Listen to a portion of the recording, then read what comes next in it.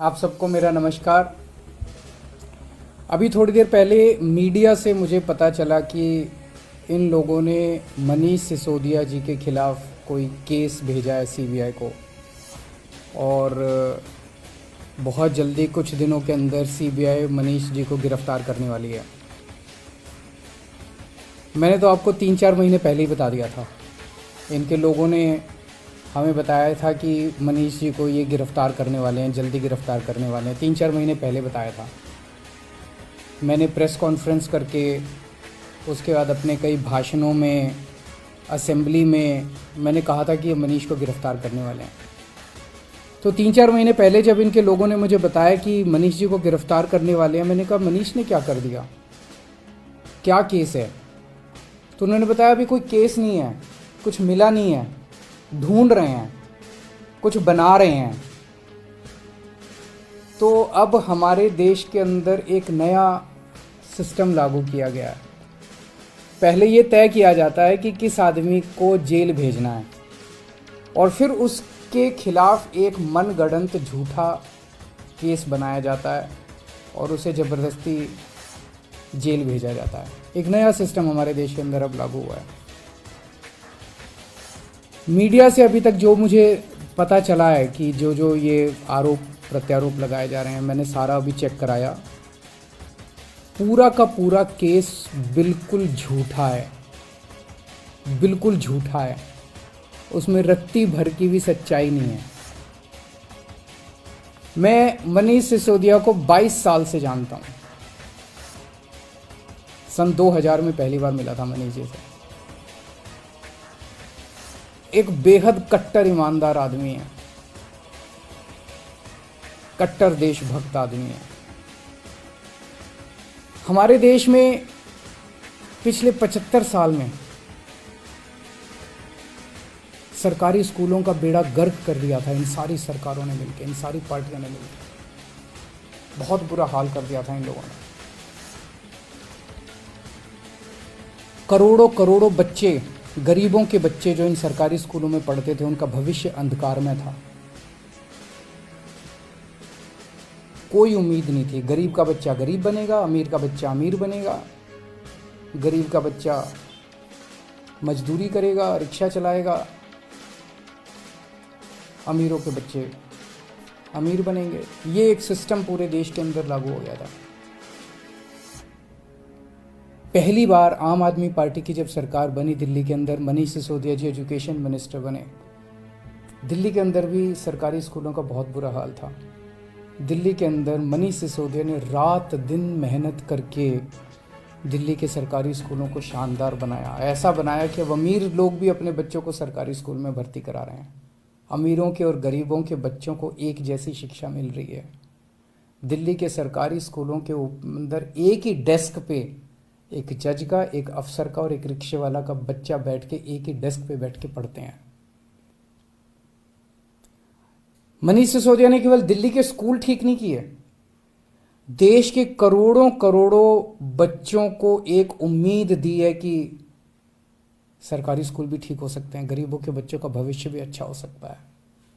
सुबह 6 बजे मनीष सिसोदिया अपने घर से निकल जाते हैं और अलग अलग स्कूलों के अंदर दौरा करते हैं, सरकारी स्कूलों के अंदर दौरा करते हैं। मैं पूछना चाहता हूं, कौन भ्रष्टाचारी ऐसा है इस दुनिया के अंदर जो सवेरे 6 बजे उठ के स्कूलों के दौरे पे निकल जाता है, बच्चों का भविष्य बनाना चाहता है? कौन भ्रष्टाचारी ऐसा है? तो जेल से हमें डर नहीं लगता। हमें इनको थोड़ा सा ये लोग समझ लें कि इनको लगता होगा जेल से हमें डर नहीं लगता। तुम लोग सावरकर की औलाद हो जिसने अंग्रेजों से माफी मांगी थी। हम लोग भगत सिंह की औलाद हैं। हम भगत सिंह को अपना आदर्श मानते हैं, जिसने अंग्रेजों के सामने झुकने से मना कर दिया और फांसी पर लटक गया। हमें जेल से, फांसी के फंदे से डर नहीं लगता। कई बार जेल हुआ है हम लोग। एक ये सोचने की बात है कि हाथ धो के हमारे पीछे क्यों पड़े हैं, आम आदमी पार्टी के पीछे क्यों पड़े? इतने हमारे एमएलए को ये जेल भेज चुके, सारे छूट छूट के आ गए। और कोर्ट ने जब छोड़ा तो ऐसे गंदे गंदे ऑर्डर पास किए इन लोगों के खिलाफ कि क्या झूठे सच्चे केस बना रहे हो। सतिंदर जैन को इन्होंने गिरफ्तार कर लिया झूठे केस में पिछले महीने। अब मनीष सिसोदिया जी को गिरफ्तार करने जा रहे हैं ये लोग। तो आखिर ये आम आदमी पार्टी के पीछे क्यों पड़े हैं, हम ही लोगों के पीछे क्यों पड़े हैं? 3 कारण हैं। पहला कारण, आम आदमी पार्टी वाले कट्टर ईमानदार हैं। वो पूरे देश को भरोसा हो गया आम आदमी पार्टी वाले कट्टर ईमानदार हैं। सारा देश कहता है यार कुछ भी हो, ये लड़के हैं तो ईमानदार।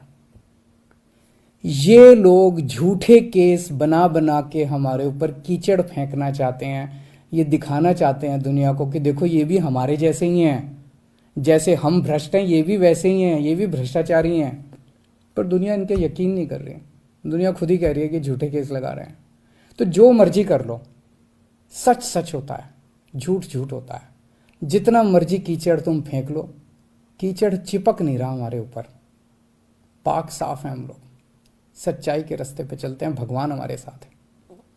दूसरा कारण, ये हमारे पीछे क्यों पड़े हैं हाथ धो के? जब से पंजाब में आम आदमी पार्टी जीती है, पूरे देश के अंदर आम आदमी पार्टी की आंधी आ रही है। पूरे देश के अंदर आम आदमी पार्टी की चर्चा हो रही है।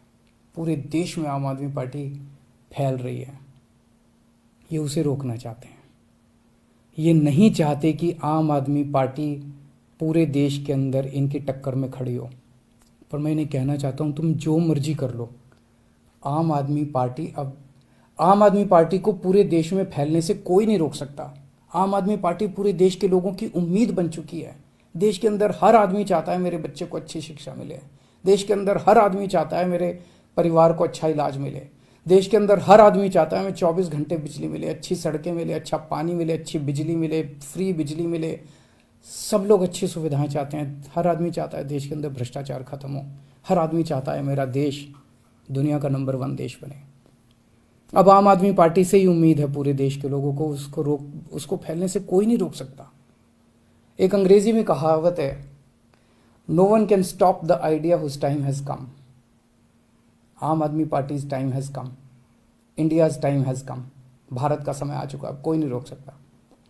और तीसरा कारण, ये क्यों हमारे पीछे हाथ धो के पड़े हैं, दिल्ली के कामों को रोकना चाहते हैं। दिल्ली के अंदर जो शानदार काम हो रहे हैं, सिंगापुर की सरकार पूरे दुनिया के मेयर बुलाए उन्होंने, और केजरीवाल को बुलाया कि आके इनको जरा सा सिखाओ कि आप दिल्ली में क्या काम कर रहे हो। इससे बड़ी गर्व की बात क्या हो सकती है? दिल्ली के कामों की पूरी दुनिया में चर्चा हो रही है। ट्रंप साहब की वाइफ आई थी, वो हमारे स्कूल देखने जाती हैं। ये हमारे दिल्ली के कामों को रोकना चाहते हैं। खासकर दिल्ली में एजुकेशन और हेल्थ में बहुत शानदार काम हुए, इसीलिए उन्होंने पहले हेल्थ मिनिस्टर को जेल में डाला और अब एजुकेशन मिनिस्टर को इन्होंने जेल में डाला। पर मैं दिल्ली के और देश के लोगों को यकीन दिलाना चाहता हूं कि काम नहीं रुकेंगे। इन्होंने सतिंदर जैन को 2 महीने से जेल में 2 महीने रख लिया, 3 महीने रख लेंगे, 4 महीने फिर निकल आएंगे, काम फिर चालू हो जाएंगे। मनीष सिसोदिया जी को अब ये जेल भेजेंगे, महीना 2 महीना 3 महीना, कब तक जेल में रखेंगे? तो झूठा केस है, कोर्ट में जाके गिर जाएगा, डांट पड़ेगी इनको, देख लेना। मनीष सिसोदिया जी बाहर निकल आएंगे। काम नहीं रुकेगा। 75 साल में इन पार्टियों ने मिलकर देश को बर्बाद कर दिया। 75 साल में कितने देश हमसे आगे निकल गए। क्यों? हमारे में कोई कमी है? भारत के लोगों में कोई कमी है? सबसे इंटेलिजेंट लोग हैं भारत के लोग। इन पार्टियों ने दगा दिया है, इन्होंने लूटा है, इन पार्टियों ने मिलकर देश को लूटा है।